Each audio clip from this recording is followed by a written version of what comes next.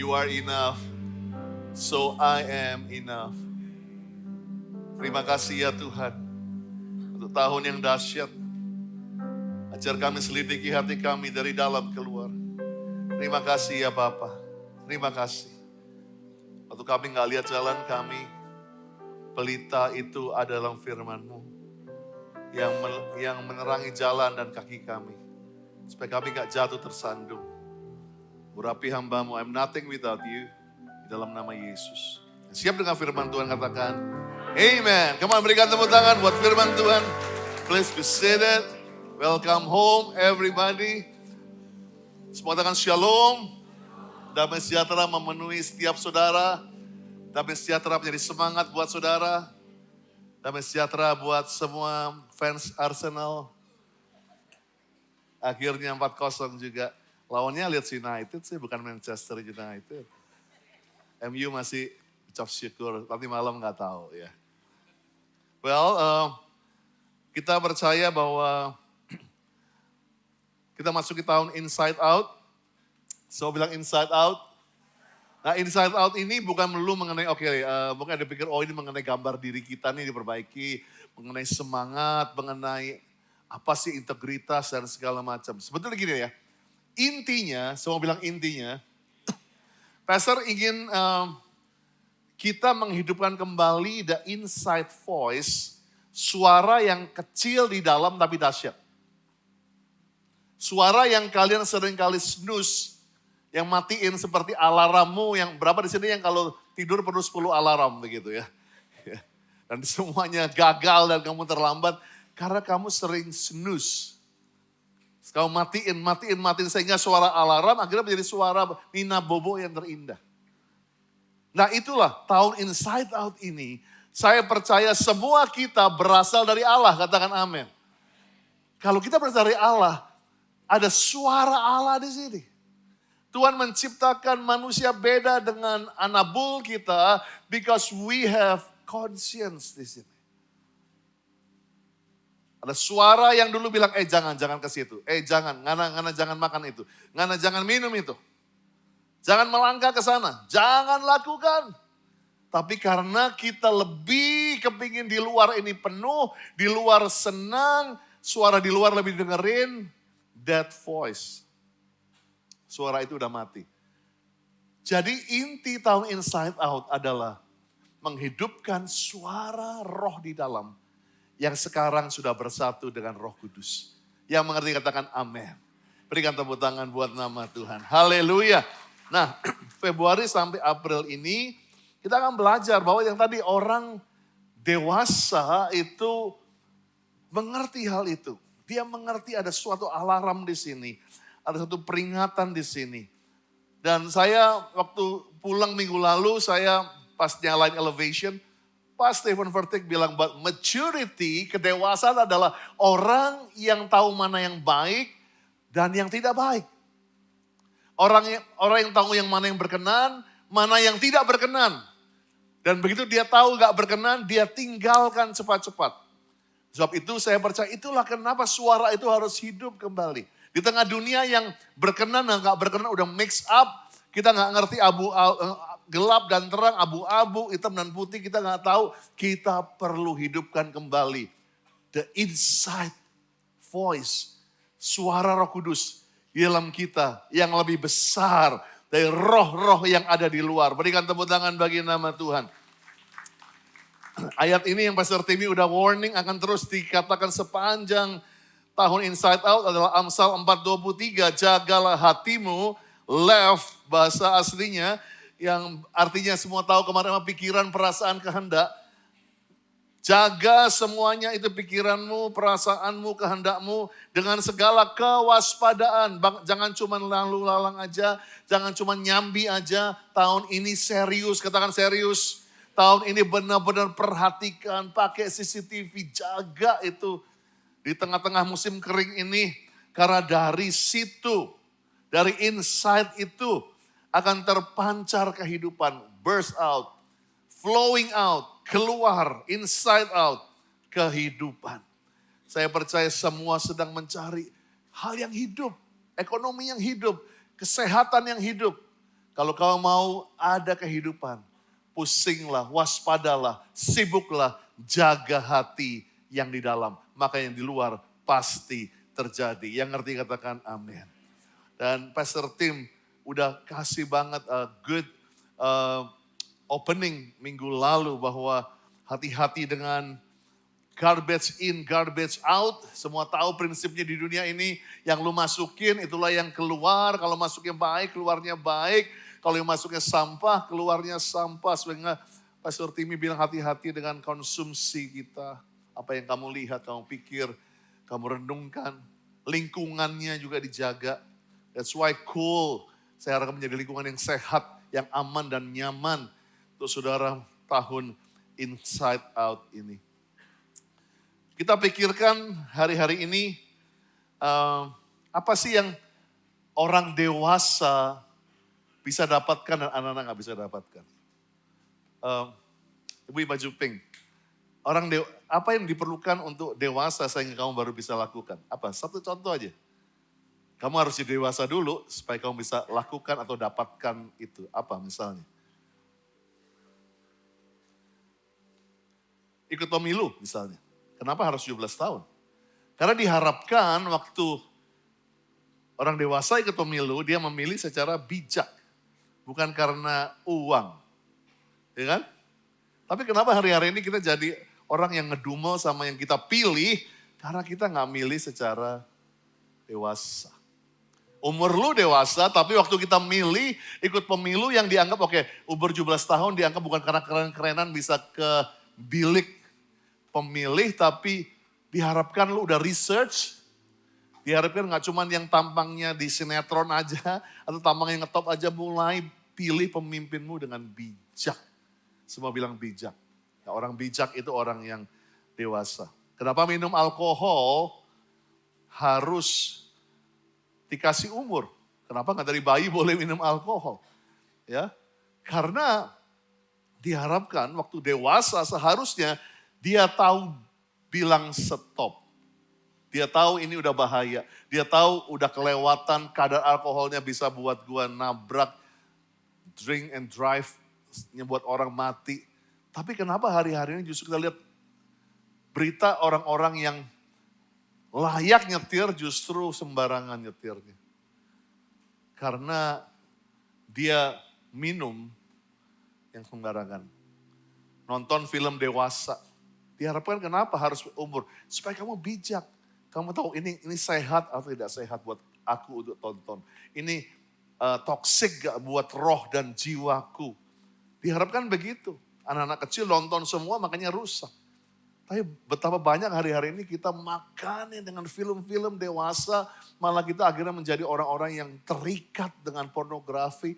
Terikat dengan hal-hal yang najis. Diharapkan orang yang dewasa bisa bilang stop.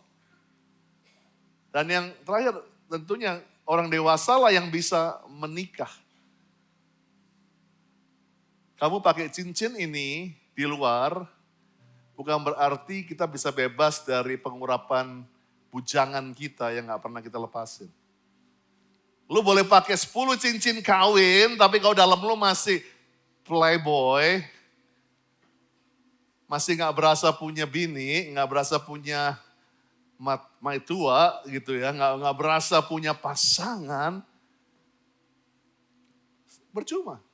Kelihatan dewasa di luar. Justru sekarang cincin kawin jadi magnet buat orang berselingkuh bahkan.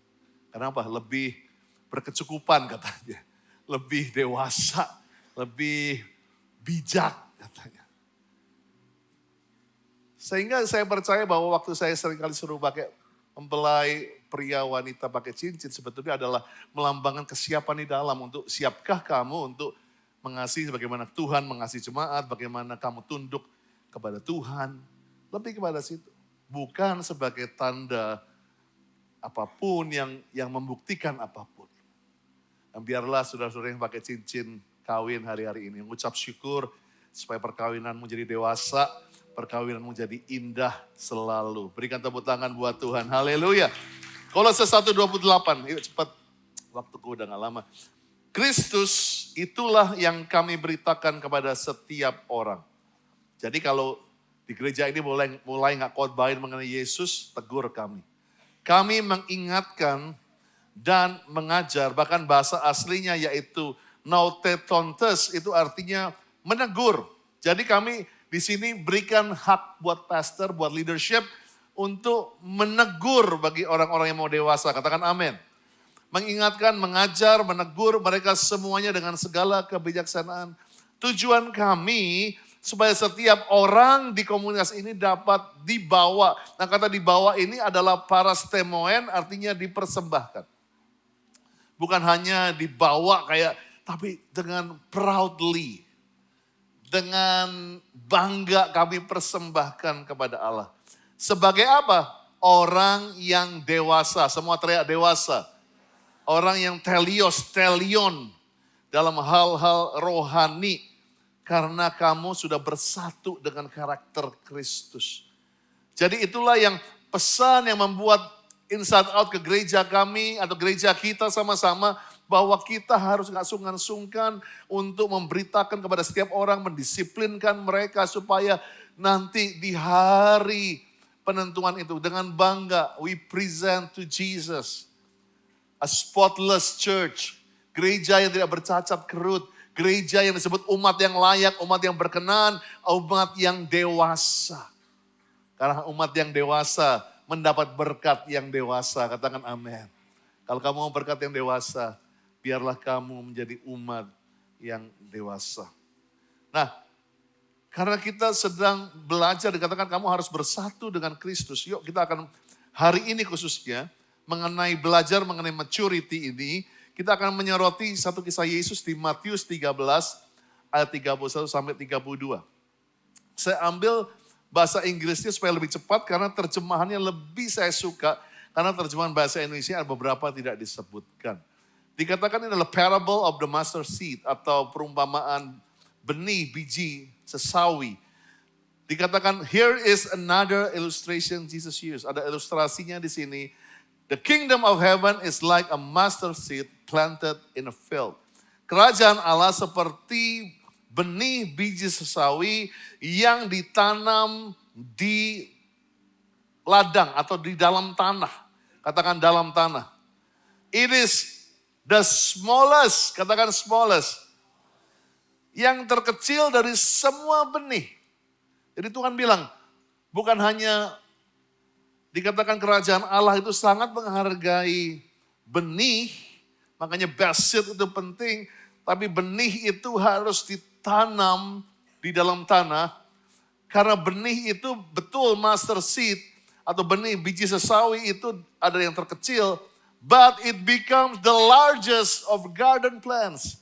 Menjadi yang terbesar, katakan terbesar. Yang terkecil ditanam, disembunyikan di tanah, keluarnya menjadi yang terbesar, sebagai yang terbesar dalam tanaman-tanaman di taman itu. It grows into a tree. Bahkan bukan cuma besar, bukan yang terbesar, dia bertumbuh menjadi pohon. And birds come. Bukan satu burung, banyak burung. Nah kalau burung datang itu satu RT datangnya kan. And birds come. Buat sarang bahkan di sini. Jadi makin berat. Ada telurnya di situ. Ada tempat mereka bersarang. Make nest in these branches. Lewat ayat ini kita akan ambil satu POV mengenai orang yang dewasa. Ada dua POV atau point of view yang kita akan belajar mengenai orang dewasa. Yang pertama, orang dewasa itu tahu sesuatu yang besar dimulai dari yang kecil. Sesuatu pohon yang besar, yang ada burungnya, ada sarangnya. Begitu banyak, ada yang cabang-cabangnya kuat. Dimulai dari benih yang terkecil. Nah, besar itu B aja atau nggak menjadi extraordinary kalau tidak dibandingkan dengan yang kecil. Kalau kita pernah lihat yang kecil disandingkan dengan yang besar, maka yang besar menjadi wow, gede juga ya yang gue pegang. Karena yang ini kecil, ini besar. Kenapa kita rempong kalau mau foto, lu kurus jangan sebelah gue. Karena lu kurus gue kelihatan, jawab sendiri. Anak-anak saya suka banget foto di sebelah maminya karena dia bilang, aku kelihatan tinggi dad gitu. Karena waktu kita lihat yang kecil, yang besar menjadi wow. Tadi aku waktu lihat keluarga Edi, di mana berapa tahun lalu ya dia menikah? 9. Kok 9 lihat-lihatan gitu, harus sure dong. 9 tahun. Bahkan yang 3 ini gak ada. Makanya aku tadi bisa kagum, aku bisa lihat, wow, udah 3, udah besar, bahkan yang besar udah 8 tahun. Karena aku pernah melihat nolnya, bahkan belum ada, menjadi ada. Tapi kalau kalian baru lihat 3, biasa aja 3 anak gitu ya. But me, because I know you, dari cuma berdua, sekarang rumahnya sesek karena berlima, ya kan. Dan aku bisa bilang, wow. Gambar ini minggu lalu saya baru ambil waktu saya ngurapin anak-anak saudara jam 10.30 ini di atas. 10 tahun lalu banyak mereka bahkan gak akses. 10 tahun lalu waktu saya di toddler bahkan mereka gak kenal saya. Bahkan mereka masih di awan-awan seperti anaknya Edi. Belum pernah ada. Tapi banyak yang saya foto ini 10 tahun lalu cuma 15 orang di kelas 1 sampai 4 cuma 15 orang. Tapi hari ini bahkan kita harus bangun 2 ruangan lagi karena udah gak cukup. Yang tadinya 15 orang sekarang hampir 150 orang. Berikan tepuk tangan bagi nama Tuhan. So we need to build the big things. Karena yang kecil sekarang sudah menjadi besar. Saya lihat di tempat-tempat ini, bahkan sampai saya kaget melihat beberapa anak pengerja yang 10 tahun lalu kecil banget, suka nangis, masih apa yang helpless, sekarang udah remaja, udah SMP, udah SMA bahkan udah papanya udah siap-siap counseling pranikah anaknya. Dan saya bilang waktu karena saya tahu kecilnya, saya tahu nolnya, maka saya bilang wow lu gede banget. You are growing up.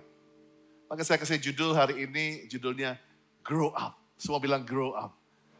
Kita menjadi dewasa disebut let's grow up. Sebab itu kita, gak hanya anak-anak kita grow up, tapi iman kita pun saya harapkan juga grow up. Darinya kecil menjadi besar, yang mau katakan amin. Banyak orang tinggalin sesuatu panggilannya karena lihat awalnya kecil. Banyak orang yang akhirnya kehilangan kesempatan yang besar karena waktu masuk pintu kok kecil.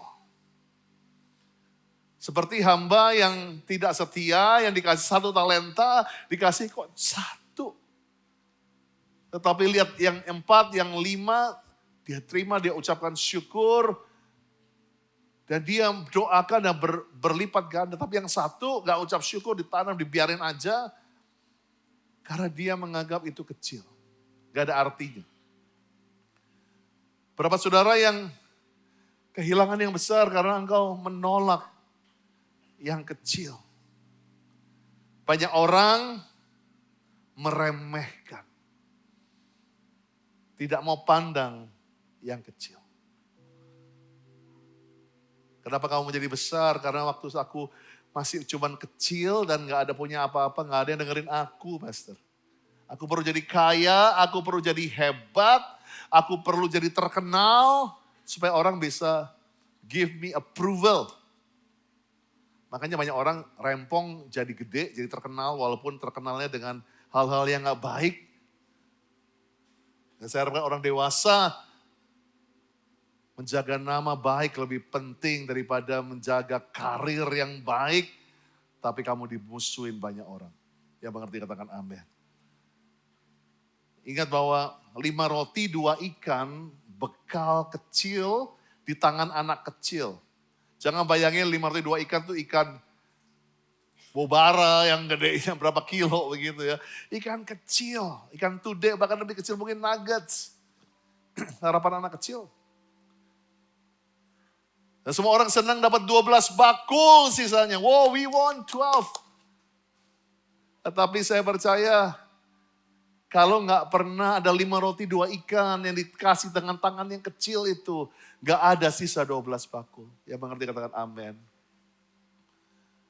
Awan setelapak tangan kecil tapi membuat Elia bilang, aku harus berlari. Bahkan dikatakan dia berlari dengan roh Tuhan mendahului Ahab. Dia pakai anointingnya untuk bilang, Ahab, hujan yang tertahan 3,5 tahun akan turun nih. Hujan yang besar, hujan yang lebat, hujan yang gede. Hujan yang besar dimulai dengan awan setelapak tangan. Banyak kita menganggap remeh yang kecil. Bahkan kita gak bisa mengucap syukur buat hal yang kecil dalam hidup kita. Ingat bahwa Daud tugasnya kecil, deliver makanan, go food. Ke peperangan itu, nganterin sandwich. Kecil tugasnya, tugas anak kecil. Tapi dia gak pernah tahu bahwa tugas yang kecil itu berubah menjadi perkara yang besar. Mengalahkan raksasa yang terbesar dalam abad itu. We never know. Kita pikir, aduh cuman ini. Aduh cuman jadi usher. Oh cuman jadi volunteers. Oh cuman jadi cool leaders. Kita gak pernah tahu. Panggilan yang kecil. Tugas yang kecil. Akan mengalahkan Goliat yang besar. Akan menghancurkan mountains yang besar. Masalahnya banyak orang kesandung sama yang kecil. Kalau kita kesandung biasanya nggak sama yang besar. Kalau yang besar kelihatan. Kalau nggak kelihatan perlu ganti kacamata, nggak ada. Tapi kalau yang kecil, itu yang bisa kesandung. Itu yang bisa jatuh. Jadi jangan remehkan yang kecil. Karena aku nggak cuma berkata mengenai berkat di sini loh. Tadi jangan remehkan berkat yang kecil, panggilan yang kecil, hal yang kecil. Tapi ini juga berkata mengenai dosa. Dosa mulai juga dari yang kecil. Dosa mulai dengan oke lah cuman rokok kok pastor. Kecil lah, nothing lah. Tapi ingat kalau kamu tidak coba kurangi di hal yang kecil. Tanpa sadar nanti kamu mengalami yang besar. Mungkin terikat dengan narkoba, terikat dengan sesuatu hal yang lebih besar. I don't know. It start from a small. It start cuma nonton film porno. Yang kecil, tapi bisa berakhir yang besar. Kamu jadi pemerkosa nantinya. It start cuman violence yang kecil. Cuma dengan kata-kata kepada istri. Bisa menjadi dosa yang besar. Kamu bisa violence, pukul, bahkan bunuh istri kamu. Karena orang dewasa tahu yang besar mulai dari yang kecil. Sebab itu kita bagi orang dewasa jangan tinggalin, jangan remehkan, jangan kesandung dengan yang kecil.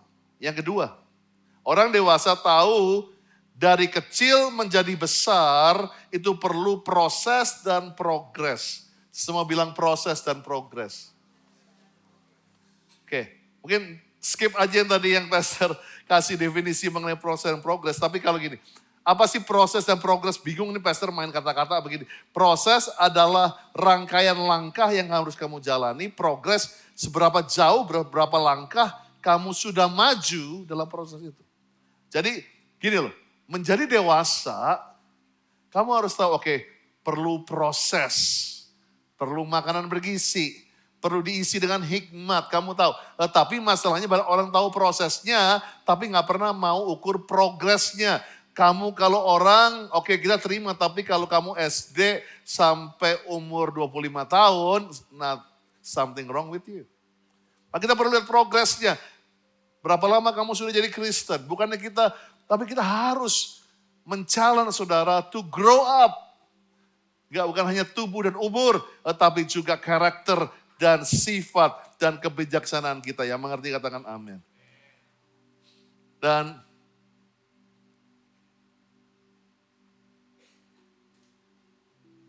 proses dan progres yang Tuhan mau adalah kesetiaan. Semua bilang kesetiaan.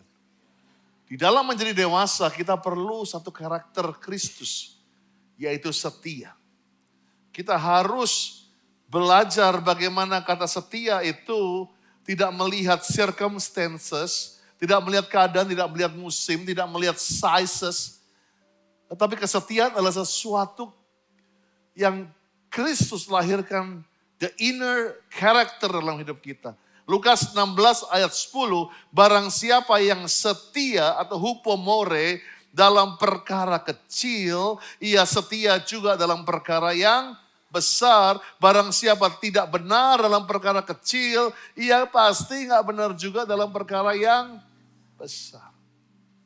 That's why kita di gereja ini tolong diberikan kita license untuk negor saudara. Kita nggak mau saudara jadi mampet secara rohani. Gak dewasa-dewasa. Kita mau bukan hanya berkat-Mu yang jadi berlimpah ruah. Tapi berkat diiringi juga dengan kedewasaan dari dalam.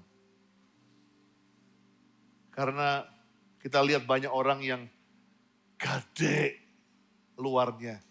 Tapi dalamnya kosong. Hartanya banyak. Tapi dikatakan orang muda itu meninggalkan Tuhan dengan sedih karena banyak hartanya. Mazmur 92 ayat 13 sampai 15. Aku tutup dengan ini, saya minta grow untuk maju ke depan. Orang benar, katakan orang benar. Orang benar ini orang yang layak, umat yang layak. Orang yang dewasa dikatakan telios, orang yang utuh.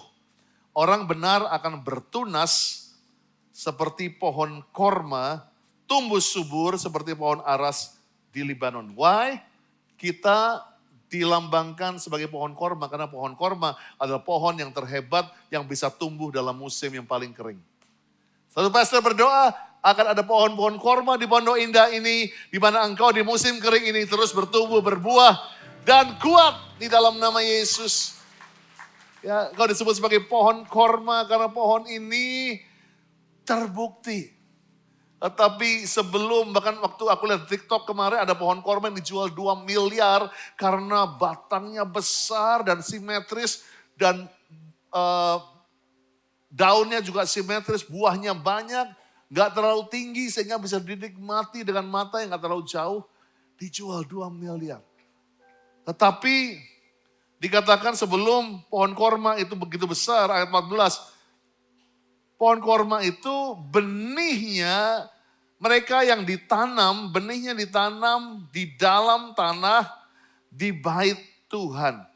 Akan bertunas atau tumbuh di pelataran Allah kita. Pada masa tua atau masa dewasa, masa telionnya dia, mereka masih berbuah menjadi gemuk dan segar.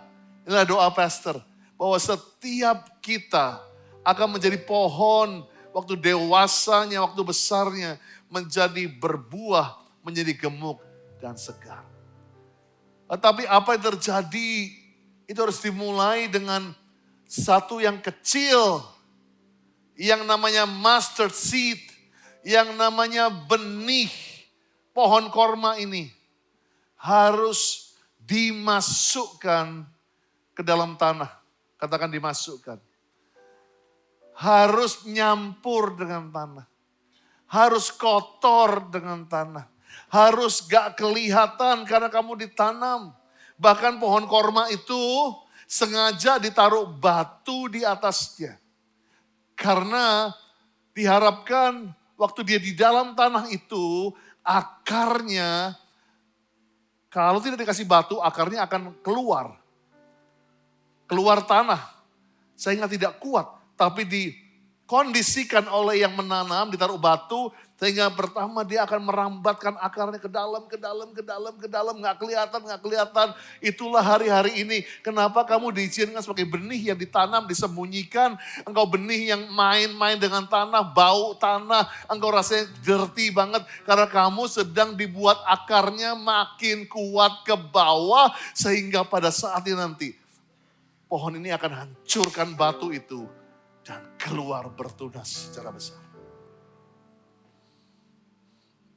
Mungkin engkau dalam season ini, engkau lagi bercampur dengan tanah. Engkau disembunyikan, dianggap enggak eksis. Dilihat oleh sebelah mata oleh orang. Ditanam artinya juga menjadi mati, katakan menjadi mati. Karena dikatakan di Yohanes 12 ayat 24, aku berkata kepadamu sesungguhnya jika benih atau biji gandum ini enggak jatuh dalam tanah dan mati, ia tetap satu biji saja. Tapi jika ia mati, ia menghasilkan banyak buah. Orang dewasa dia tahu yang besar mulai dari yang kecil, kecil menjadi besar perlu proses dan progres.